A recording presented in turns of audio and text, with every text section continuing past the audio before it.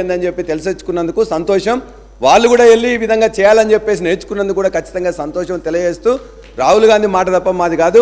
అదేవిధంగా ఇంకో 2 అంశాలు చెప్పారు. ఫార్మాసిటీని రద్దు చేస్తామని రకరకాల డిఫరెంట్ దగ్గర, అంటే ఇంకో 10 చోట్ల ఒక్కో దగ్గర చెప్పేసి అది సరైన నిర్ణయం కాదని చెప్పేసి అనుకుంటున్నాం. ఒక్కసారి మీరు మరలా, ఎందుకంటే చాలామంది ఇండస్ట్రీస్ ఇవాళ ఫార్మాకు ఇలా క్యాపిటల్గా ఉంది, భారతదేశంలోనే ఫార్మా క్యాపిటల్గా ఉంది, ఐటీ క్యాపిటల్గా ఉంది, వ్యాక్సిన్ క్యాపిటల్గా ఉంది.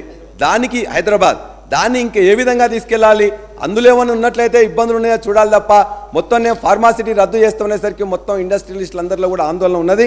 కాబట్టి దాన్ని పునరాలోచించాలని చెప్పి మేము కోరుతూ, ఐటీ ఎగుమతుల మీద కూడా ఇంతకుముందు ఐటీ శాఖ మంత్రులు చెప్పారు. ఇవాళ భారతదేశంలో అత్యంత ఎక్కువగా 2014లో 57,000 కోట్ల ఐటీ ఎక్స్పోర్ట్స్ అయినట్లయితే ఈ సంవత్సరం 2,41,00,000 కోట్ల ఎగుమతులు అయినాయి. భారతదేశంలో రేట్ ఎక్కువ ఉన్నది. ఆనాడు ఉద్యోగులు 3 లక్షల మంది ఉంటే ఇలా 10 లక్షల మంది ఉద్యోగులు ఇలా ఐటీ కానీ ఐటీయేతర సర్వీసులో చేస్తున్నారు. ఇవాళ భారతదేశంలోనే అత్యంత ఎక్కువగా పేరు తెచ్చుకున్న సంస్థ ఇలా టీ హబ్. దాన్ని ఏ విధంగా మీరు వృద్ధి చేయాలని చెప్పేసి ఆలోచించండి.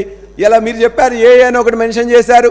ఇలా ఆర్టిఫిషియల్ ఇంటెలిజెన్స్ కానీ, రోబోటిక్స్లో కానీ, డ్రోన్స్లో కానీ ఈ యొక్క హైదరాబాద్ కేంద్రంగా దాన్ని ఇంకా మీరు అంకుర పరిశ్రమలను డెవలప్ చేయాలి. కానీ దాన్ని ఏమన్నా మీరు తక్కువ చేసినట్లయితే మనకి ఏదైతే ఒక ఈకో సిస్టమ్ డెవలప్ అయినదో ఆ ఈకో సిస్టమ్ డెవలప్ కాకుండా చేసినట్లయితేనే మన యొక్క ప్రగతి కొనసాగుతుంది, ఐటీ ఎక్స్పర్ట్స్ కొనసాగుతాయి, ఐటీ ఉద్యోగాలు కూడా. ఇవాళ భారతదేశంలో గత సంవత్సరంలో అత్యంత ఎక్కువగా ఐటీ ఉద్యోగాలు వచ్చింది ఇవాళ హైదరాబాద్ రాష్ట్రంలోనే, హైదరాబాద్ నగరంలోనే అని గుర్తుంచుకోవాలని కోరుతూ, మీకు చివరిగా ప్రభుత్వ ఉద్యోగాల గురించి మీరు 2 లక్షల ఉద్యోగాలు ఇస్తా అని చెప్పాను. సంతోషం. ఇంతకుముందు ఏదో ఉద్యోగాలు ఇవ్వనట్టే ఇంతకుముందు మాట్లాడారు.